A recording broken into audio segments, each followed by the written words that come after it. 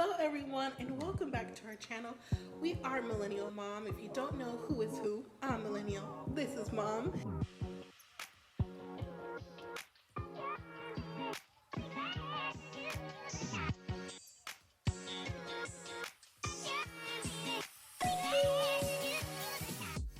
Hello everyone and welcome back to our channel. And look who decided to join me today for a review. It's Millennial. So from Millennial and Mom, Millennial and Mom. Today, You just took over the whole intro. yes, I did, because you haven't been here before. So for those of the viewers who don't know who you are, you're Millennial and I'm Mom. Okay. So don't forget, before we begin the video, to subscribe, comment, and share. And we also have a membership for 99 cents. The description will be in the box below, so click on the link for if you have any shout outs you want us to do for birthdays, graduations, special occasions, and even updates from us and more. So click the description link below. Did you have something else to say? Thank you to those who have already done it so far. Thank you. Yes. So today we are reviewing Love After Lockup, Season 4, Episode 16, Lost and Found. Did you know the title too? Yes, because it's right on your thing. It's right on the tablet. And Okay. you took my intro. All right. Well, maybe next time you could do it yourself. Okay. So starting off, we have Brittany and Marcelino. But first, you all remember last week when Marcelino was saying he wasn't at home, and when Brittany got a call from her mom, and she was like, "Where you at? What are you doing?" And he wouldn't tell her for any Don't worry reason. about it. Just, ooh, that would have just made me so mad. But you know what? Since I haven't been here and I haven't been able to comment, are these scenes real? You know or what? are they contrived? I really, Is that the right word? yes, I'm hoping for Brittany and Marcelino that this is a true storyline, because they have weathered the storm from the very beginning. If y'all haven't watched, I mean, they went through a lot. So I really hope that this is a storyline and nothing that's gonna, I don't know. Actually lead them to the path of divorce. Yes, because wow. I know. I really feel bad for Brittany. I feel bad for Brittany too. Well, producers found where Marcelino was, and The producers been knew where he was. and since we live in Las Vegas too, You knew where he was? well, he was downtown Las Vegas, and it looked like it was in the area of like one of the courthouses. I don't know what he was doing down there, but he was parked. Maybe he said he was clearing his head, you know, trying to think of what was going on in his marriage and just different little things like that, because he thinks that Brittany is pressuring him. Now, last week's video, I was saying how I think that Marcelino is trying, because when they went to marriage therapy, he was telling Brittany that he's all in, but something that keeps reeling Marcelino back to like not telling Brittany where he's going and what he's doing. I think he's maybe seen Amanda, which is Brittany's ex-girlfriend from the prison, because they did have that threesome, and Amanda did say that Marcelino has reached out to her in text, but she never told that to Brittany until last night's episode. I don't think he's seeing anybody else. You don't think so? No, maybe he's doing his poker thing. Well, see, that's what I thought too last week. Because I'm like, how come he's just not out playing poker? Because that's what he does.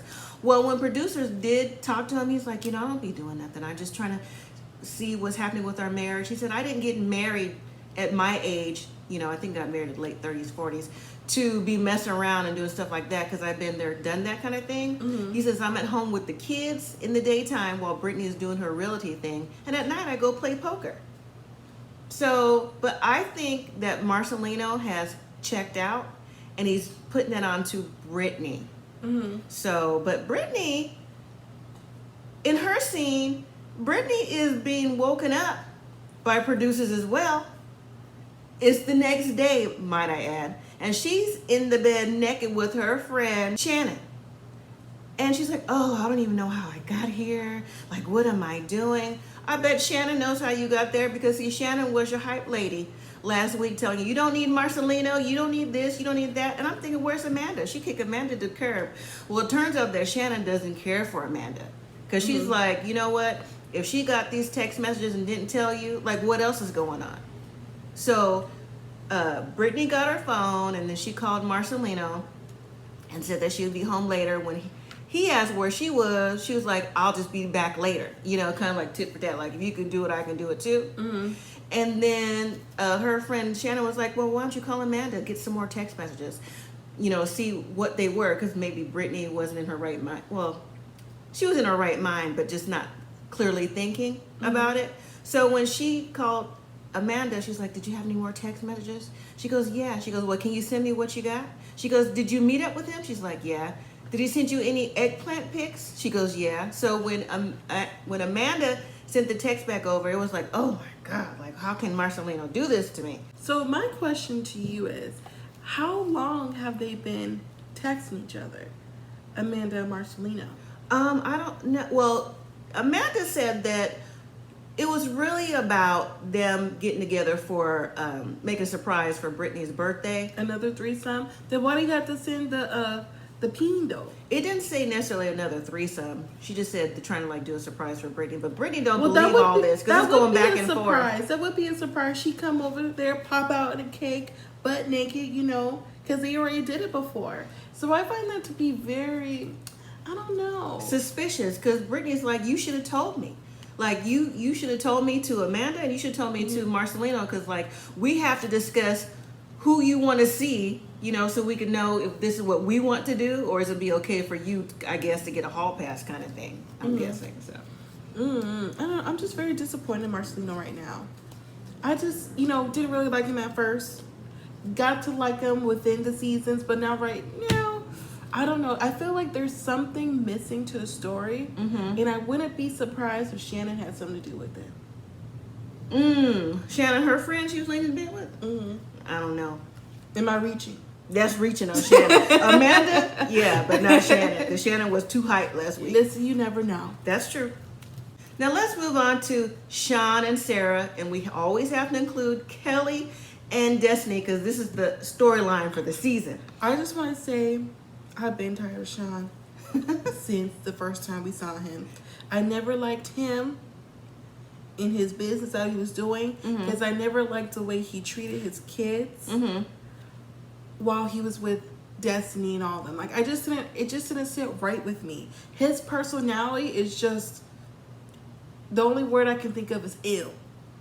I don't even have no other words besides that, but ill. It's just too icky. It's just, I think Shawn, part of Shawn's problem, he explains a little bit towards the end of their episode about what he went through as a child and his adulthood. But I think, in my opinion, outside of that, I think one of Shawn's issues is he is a sex addict. I think that's just my personal opinion. Today is Shawn and Sarah's wedding day. Sarah's walking in the venue with her daughter and her mom says she can't believe that Sarah's getting married. Me either. And then you see clips of when Shawn met Sarah's mom, and she was looking at him like, ill. Yeah, like, why do you want to marry him and all this and that? And listen, this is what Sarah wants to do. She says she realizes now that Shawn has a lot of baggage, and he came clean with her, that he told her that Destiny called. So I feel like we're starting this on a new leaf, kind of. I don't know. I feel like Sarah is just, I just had so much high hopes for her, because she saw who he was in the beginning. But for some reason, she just still wanted to be with him and have a baby with him and get married with him. I'm just like, why, Sarah? Why? Well, she's getting ready and everything, but she's doing her own hair. She's doing her own makeup. I was hoping like she would have like someone else do her makeup, or a makeup artist, because I mean, she's not an unattractive lady, but her makeup just like too brash, like for your wedding day, which she already has the red hair. Just like maybe tone it down a little bit. Just my opinion. You could do what you want.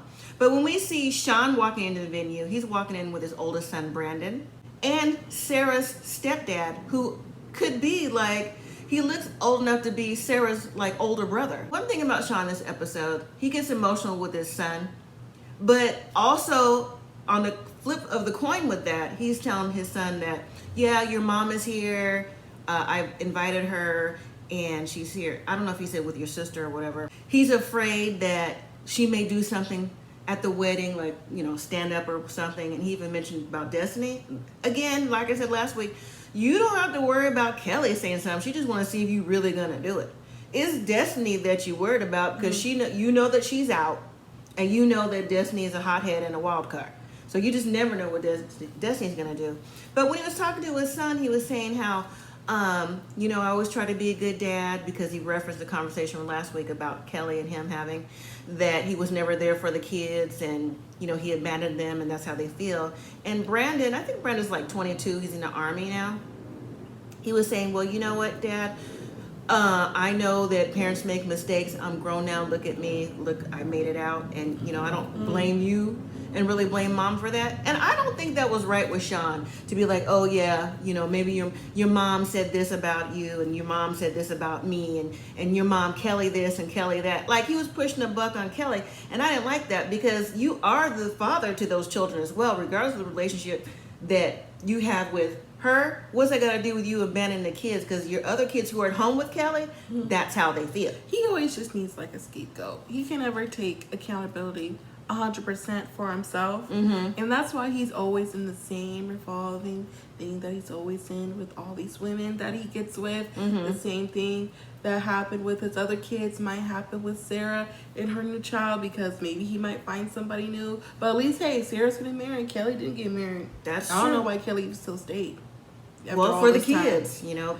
Clearly, but Shawn kid has after had kid after kid after kid. Well, Shawn must have been telling her some type of sweet nothings. It takes two to tango for that. But we also learned that when Shawn was younger, he said he was trying to do things different from the way he grew up, because his dad was an alcoholic. He touched on possibly being abused by his dad, and when his dad went to prison, he was happy he went there because, you know, they got a break. And then when his dad came out, it was the same cycle over again. So he really tried not to repeat that for his children.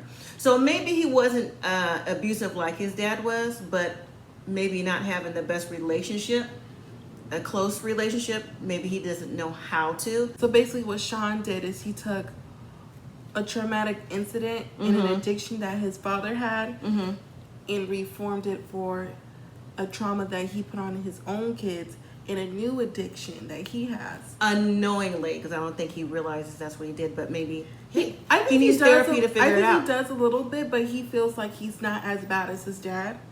Could be. So, you know, he's not doing too bad when he could definitely be doing better, but only time will tell with Mr. Shawn.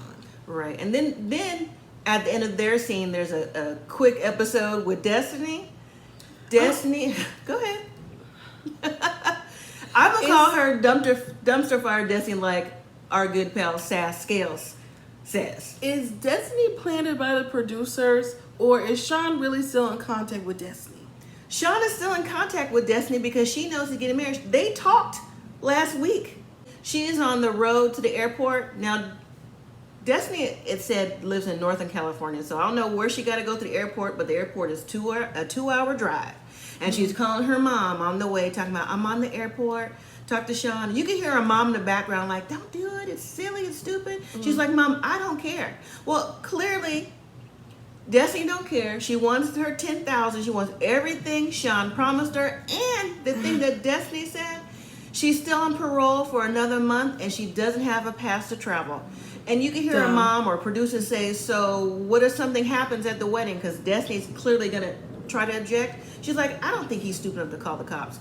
It's not Shawn calling the cops. It's you being stupid by doing something you shouldn't have no business, because that man don't owe you nothing. He did the 10th hour to bail you out, and you was still married to somebody else. Next couple. Next up is Deontay and Lindsay. Lord. You know what's great that we're doing Love After Lockup again? It's because we never got to talk about how dumb Deontay is. And I don't like calling people dumb. But, like, is he really dumb, like, for real? Or is he, like, playing to be on this TV show? You know, as mentioned in our very first video you didn't join for, I was saying how I really didn't want to have to talk about Deontay this season. I watched it last season. We watched it last season. We weren't able to review it. But Deontay, listen, I don't want to see you embarrass yourself, embarrass your new cousins, your new family. You know, I just really want you to do better. I know he says he falls in love quick and stuff like that, but I don't know. I think you have a better flex than that, Deontay, but that's just me. Well, that's very nice of you to say that. I just think so. I said that off camera too. So it's the last day of the Airbnb, and Lindsay and Deontay are packing up to go home, and Deontay said, you know what, Lindsay, I would marry you tomorrow if I could. I was like, Deontay, you don't even know her like that. You had prison conversations with her. You had nice little letters back and forth. I mean, you should know by now that anything could be said in those letters from their end, even though you may have been pouring out your heart. But listen, they need a place to go, place to stay, some cash or whatever, you know, when they come out. So I thought maybe you learned your lesson about that, but apparently not. Maybe Lindsay's different. So Lindsay says, no, and then Deontay says, you know what, I got to get my finance together because he's still thinking about moving down to Mississippi. I'm like, don't do that. Don't do that. Because Lindsay still needs to get herself. Do it. Lindsay still needs to get herself together. I said this like episode 1. Lindsay is going to get herself together with whoever fool is going to pay, and then she's going to have her due on the side. But here's the thing. Lindsay said, don't do it. Like, you need to get your finances together, you know, and she needs to get a job. And so, you know, just to be stable Clear for herself. Her warrants. Okay. You know, that and with Miley Grace. And then Deontay's like, so when am I going to meet your mama and Miley Grace? She goes, well, not right now. You know, with her saying she got to get her stuff together. And I'm like, I just met you. In person. But I agree with that, though. So Lindsay, actually last week, when she was trying to talk to him about his credit, like why he got like $15,000 in debt when he got all these Jordan stuff, like maybe you could sell. And then this week she had a little bit of sense saying, you know, she got to get her finances and her life, and so do you. So I thought that was a good thing. So You thought it was okay. I thought it was a good thing that she had to say something else positive about Deontay, about his life too. I mean, if you just because you've been in prison don't mean you don't have no good sense. What I perceive that is, it's like, how are you gonna try to build something with me and you can't even get yourself together? And she trying to get herself together. How can you pay for her to play if you can barely pay for yourself? Well, that's what I'm saying. Lindsay was trying to get him to see, like, no. I mean, that's cool and all. Yeah, so. I feel like it's only a benefit for her. Well, I think it's still temporary too. I think maybe she'll snap out You of just that. give the compliments all around. Well, I mean, if you said something that I thought was like worthy to talk about in a compliment, I'm gonna say it. But anyway, so when he drops her off back at Blaine's, because that's where she's staying, because her mama said, remember, you can't stay here, because she's tired of the back and forth, and I don't blame her. Her and Blaine, Deontay leaves. Her and Blaine have these conversations outside. Blaine is not here for the relationship with Deontay. Blaine pretty much said he is still, you know, has a liking to Lindsay. And Lindsay's like, you know, I need a job, this and that. Well, Lindsay, you had an interview for a job at the Mexican restaurant, but you left the job interview, didn't even go in to bail out TC, and he couldn't even get out of prison. He on a whole nother prison. You can't even bail him out. You can't. Because you got warrants. They called 10 people to try to get him out, but listen, You know what I thought was crazy? Warrants, and they need an ID. How you not have ID?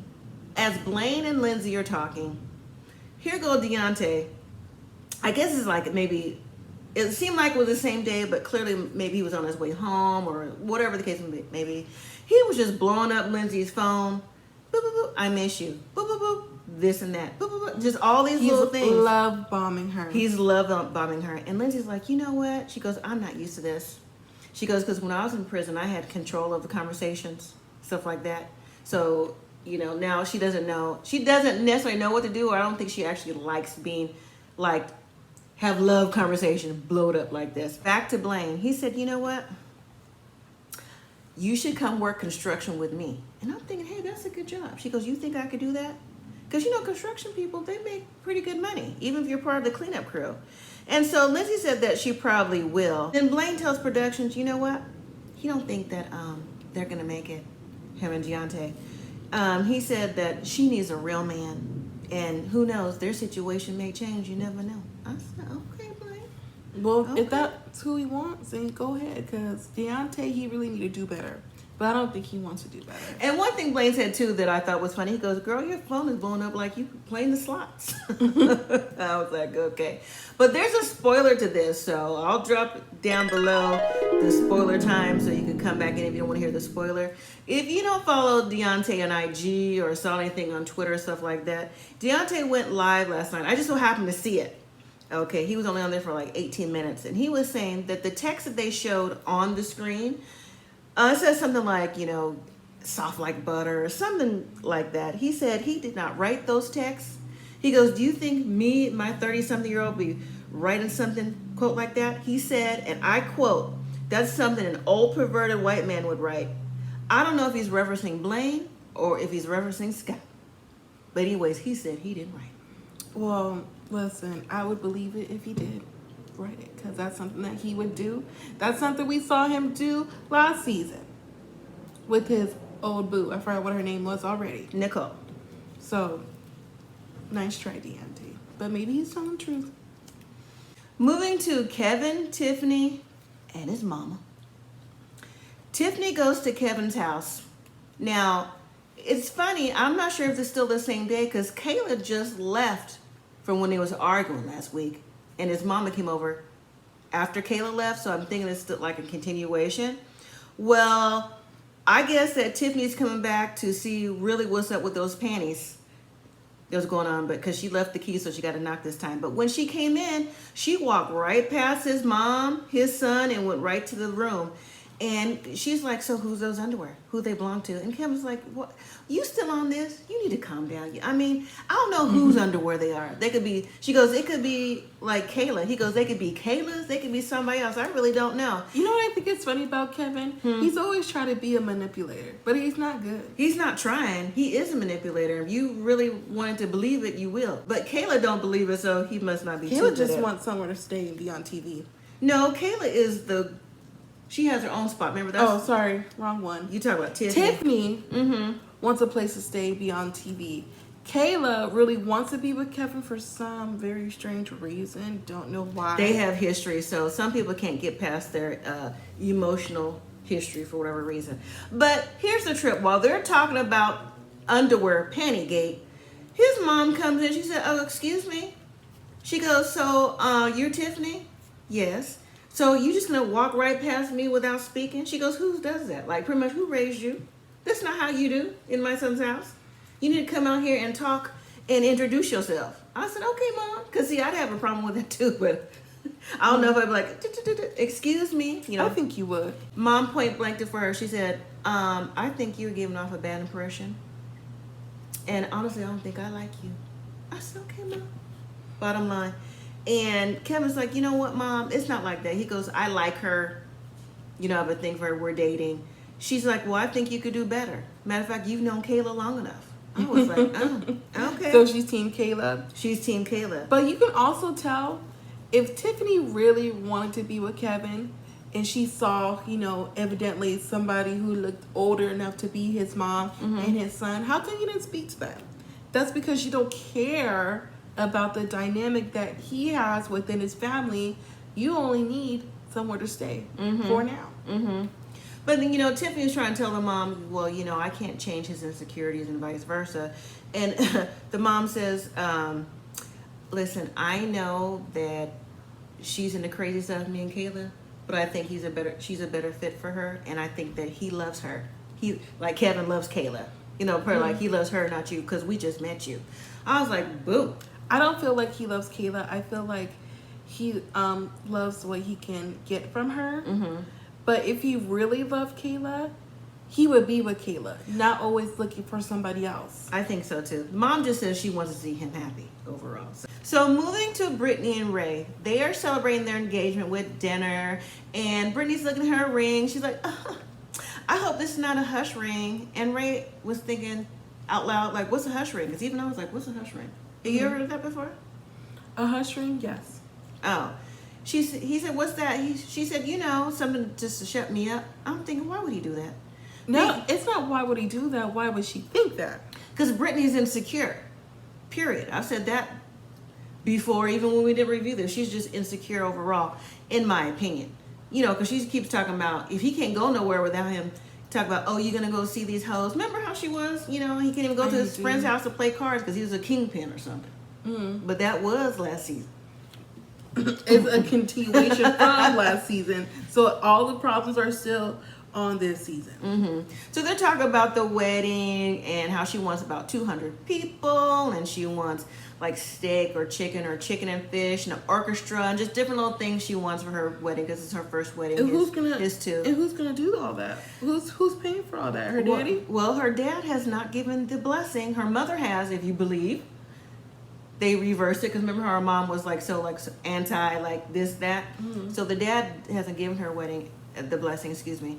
And Ray's like, while he's eating, he goes, "Do we need to invite all those people?" He goes, "Because I don't mind a big wedding, but you know we need to be able to save some money too. You know, not put all that money on one day. Because listen, I still have $146,000 in restitution." Mm-hmm. That's a lot on his shoulders. And all that she's talking about sounds like $146,000 in restitution. So they drive home. Once they get there, Brittany is still upset because... She's always upset about something. Because she's still thinking about why she can't fully enjoy her engagement because her dad didn't get the blessing. She can't fully enjoy life because she's always upset or oppressed about something. Mm-hmm. So the next morning, she goes over to her parents' house and she talks to her dad and she confronts him about why didn't he give the blessing. And he said, "Well, Ray still needs to prove something to me." She goes, "Well, he proved something to Mom. He did that plus more. Ray now has a CDL. He's driving and makes good money. So, like, what's the problem?" And the dad was saying, you know, I don't want you to be in any type of relationship where you're still making the same mistakes. And he was referencing to before Brittany met Ray, they touched on a little bit on their first season how Brittany was in a DV relationship and she had to get out. She said if she didn't get out when she did, she may not have, you know, be sitting here anymore. Mm-hmm. And so she told her dad, "Listen, that was then. This is Ray. This is not the same person. You know, you should be happy for me and let me, you know, live my life." She goes, "I'm 30 plus years old. Like, I mean, I don't technically need your blessing, but I would like your blessing." But the dad is still holding firm, like, no, he still needs to show me something. And I agree with that. Like, what else does he need to show you?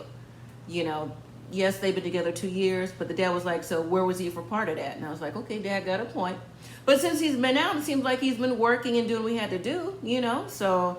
The bottom line is the dad doesn't want her to be with someone like him because that's not how their family dynamics work. Mm-hmm. But Brittany likes that.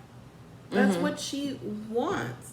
So it's either she's gonna have to get over it because she's not gonna get the blessing unless something magical happens out of thin air, or she leaves him, and I don't see her doing that second option.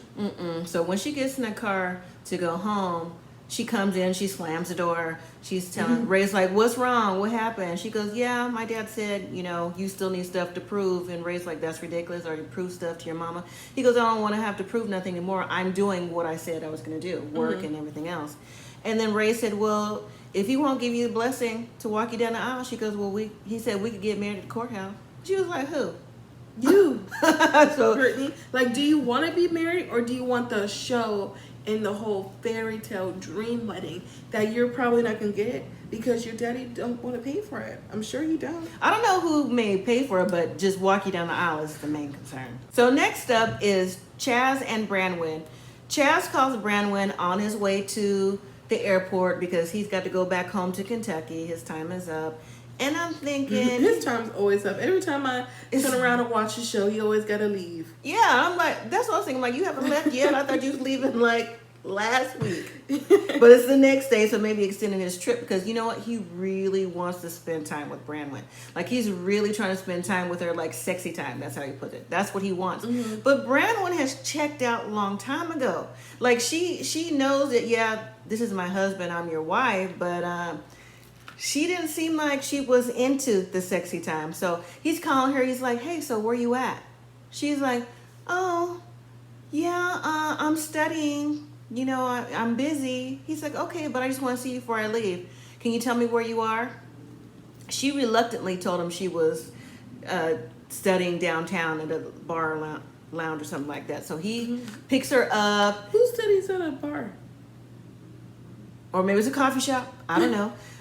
But it looked like somewhere it looked more restaurant-y to me. Okay, I'm like, a bar / So he picks her up. He goes, "You know what? You can just, let's go to a hotel and you could just study and I'll just spend time with you. Like, no strings attached. She's like, okay, I guess. So they get to the hotel. She goes, oh, this is cute. He goes, oh, yeah, you like it? This is the same hotel we spent our honeymoon in. I'm like, she didn't recognize that? Well, to be fair for Branwyn, even though we know she doesn't like Chaz like that, she did, just get out of jail. I'm sure when someone gets out of jail, all your emotions are like really high. It's kind of like, I just feel like you're on a high. It's kind of like a dreamish motion. And then adding someone you don't really want to be with, you can kind of put yourself in your own like little fantasy world to help you cope and get through the next few hours or next day where you don't have to be with that person. So when they check in, Chaz was like, yeah, I'm the name is under G Money. I was like, G Money? He need to pick. Is he a metal person or is he trying to be a hip hop person? Brandon knows he's trying to be slick. You could tell he's just trying to be slick. Every time he could, oh yeah, we could just spend time together.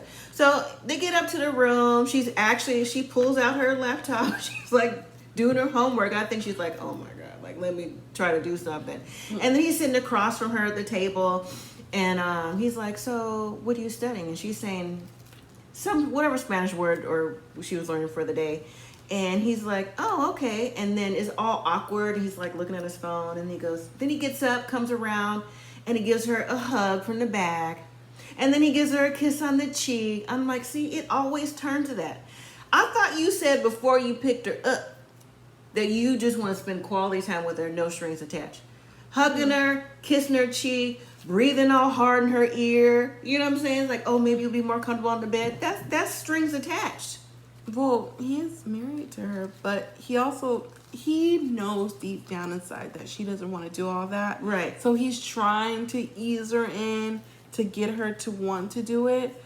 But I don't know. I just feel like Chaz should just cut his losses. Well, you know what? Branwyn decided that she would put her work down and offer him a lap dance. He says, oh, me? She goes, yeah, lay down. He goes, oh, lay down where? He was like too excited. So she unzipped her top. She was wearing like a tracksuit or whatever. And she told the cameras bye. So we'll see if she goes through it because every other time she has a panic attack. So, well, it's a lap dance. She had to put herself in a mind frame to start.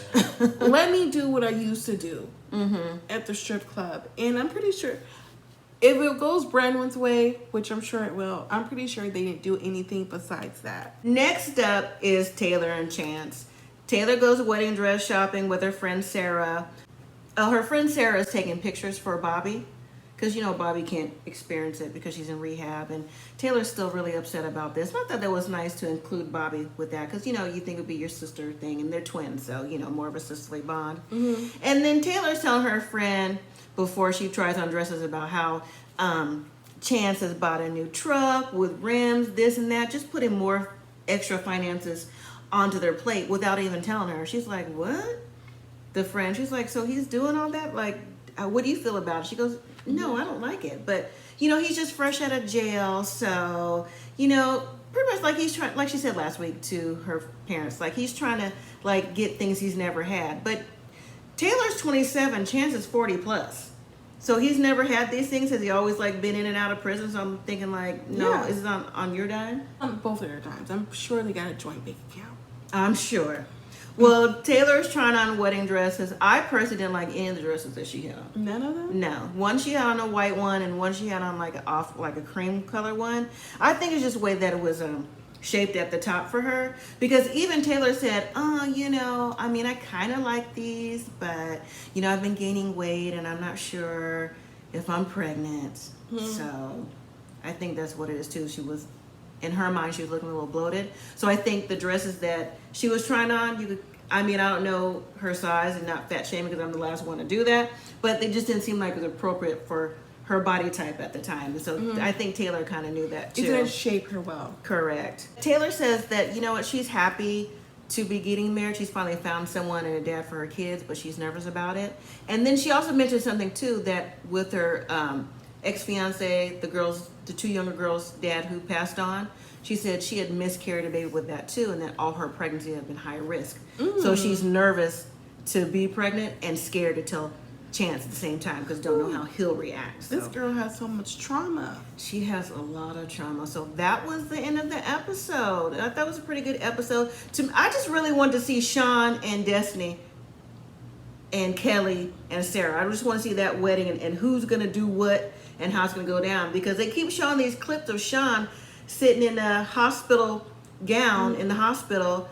Who knows whose baby he's waiting on? His baby with Sarah or the Destiny's baby? Have you ever heard the song by Rick Ross, Stay Scheming? I don't know. I can't say. That's how I think of Shawn. Every time I think of him, stay scheming. People try to, I think, get on me. Okay, girl. Like, no, Shawn is just not it. He is not hot. I can't wait for him to be off the screen and I never have to see him again. Okay. So, anyways, well, we'll see you all next week. Thank you all for watching. Don't forget to like, comment, subscribe, and share. And don't forget about that membership. The description will be in the link below. And as always, live simply, be grateful.